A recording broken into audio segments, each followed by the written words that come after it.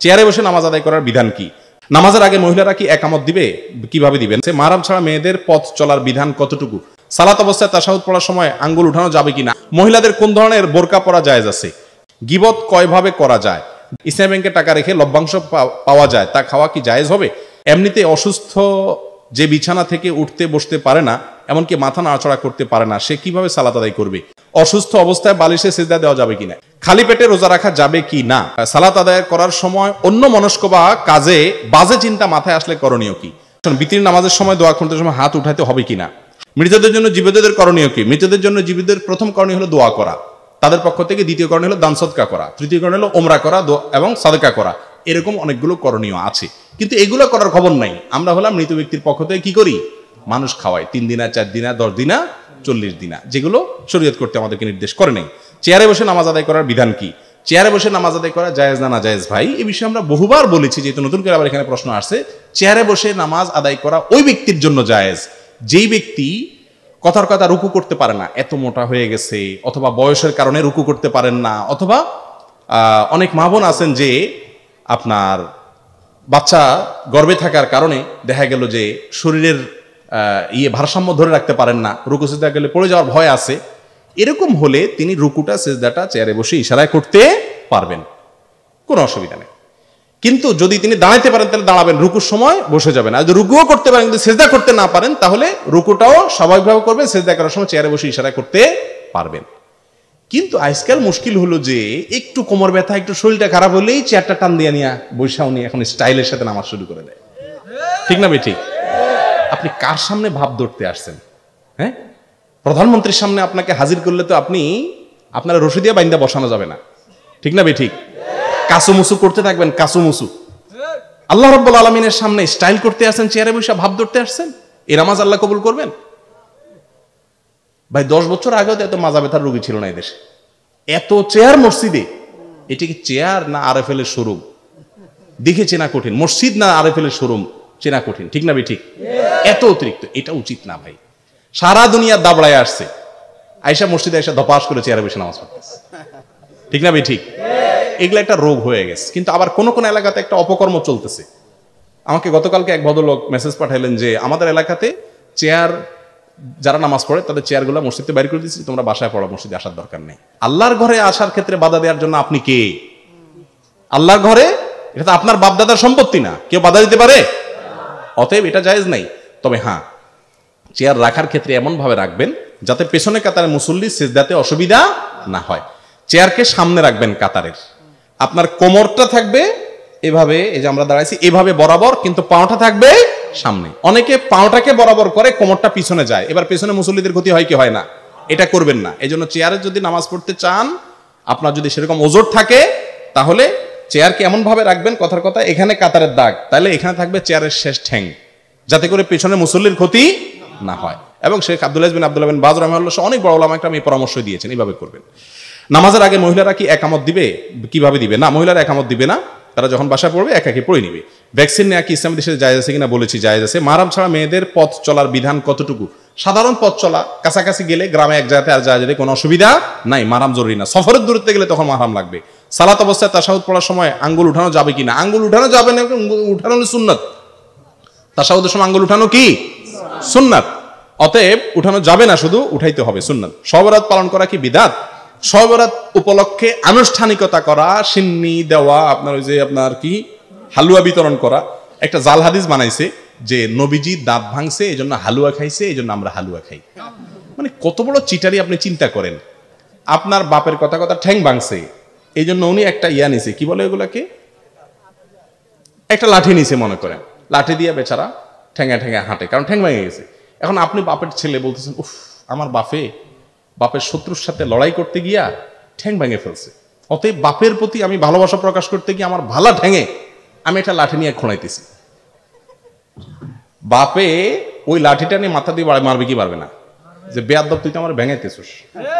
ঠিক না ঠিক? তো যদি নবীজি দাঁত ভাঙিয়া হালুয়া খাইয়া থাকেন, তো আপনিও দাঁতটা ভাঙেন, ভাঙিয়া হালুয়া খান। আপনি আস্ত ভালো দাঁত নিয়া সবরাতে হালুয়া খাইতেছেন, এর চেয়ে বাটপারি আর কিছু হইতে পারে? আর উহুদের যুদ্ধ কি শাবান মাসে হয়েছে? আপনি এটা কোথায় পাইছেন? এগুলা সবগুলা হলো এই হালুয়া ঘুরির জন্য আপনার মাসালা বানায় নেওয়া আর কি। ভাইরা আমার, সবরাত কেন্দ্রিক রাত্রি জাগরণ, দিনে ইবাদত এবং আপনার আরো যত কাজ আছে এগুলো কোনোটাই আসলে বিশুদ্ধ হাদিস দ্বারা প্রমাণিত। তবে হ্যাঁ, বিভিন্ন হাদিস থেকে এইটুকু বোঝা যায় এই রাতে আল্লাহ রাব্বুল আলামিন হিংসুক এবং শিরকারী ছাড়া বাকিদেরকে আল্লাহ সাধারণ ক্ষমা ঘোষণা করেন। কথা কি বুঝাতে পারছি? আর যেহেতু শাবান মাস নফল রোজা মাস, অন্য দিনের মতো ওই দিন রোজা রাখতে পারেন, কিন্তু সবরাত উপলক্ষে স্পেশাল রোজা এটাও বিশুদ্ধ হাদিস দ্বারা প্রমাণিত না। কিন্তু সবরাত নিয়ে বহুত মারামারি কাটাকাটি আছে।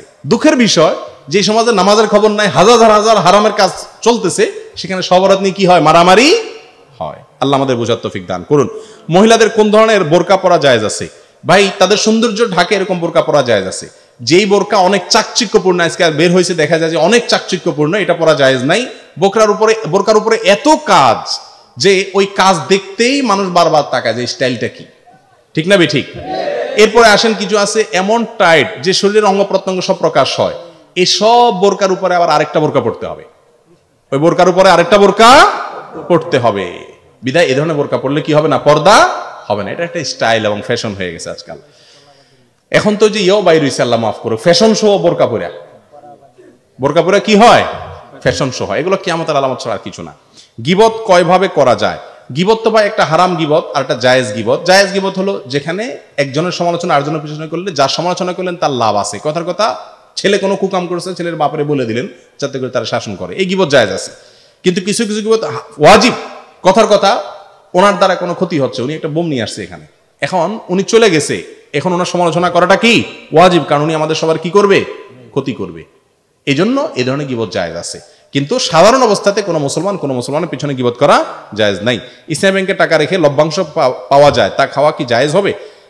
না খাওয়াটা হলো তাকওয়া, কিন্তু সাধারণ লভ্যাংশ সরাসরি কি বলা যাবে না? হারাম বলা যাবে না ইনশাআল্লাহ। এমনিতে অসুস্থ যে বিছানা থেকে উঠতে বসতে পারে না, এমনকি মাথা নাড়াচড়া করতে পারে না, সে কিভাবে সালাত আদায় করবে? বিছানা থেকে যদি উঠাচড়া না করতে পারে, তাহলে শুয়ে শুয়ে উনি সালাত আদায় করবে। শুয়ে শুয়ে কিভাবে? এই চোখ দিয়া রুকু করবে, চোখ বন্ধ করে সেজদা যাবে, মাথাকে একটু নাড়তে পারলে একটু বেশি করবেন, ঝোঁকাবেন, এটা রুকু হবে। আবার সেজদার নিয়েতে বেশি ঝুঁকাবেন, আল্লাহু আকবার বলে উঠবেন, এটা উঠ হবে। অর্থাৎ মাথা দিয়ে নামাজ হবে আর মুখে সব উচ্চারণ করবেন। কথা কি বুঝাতে পারছি?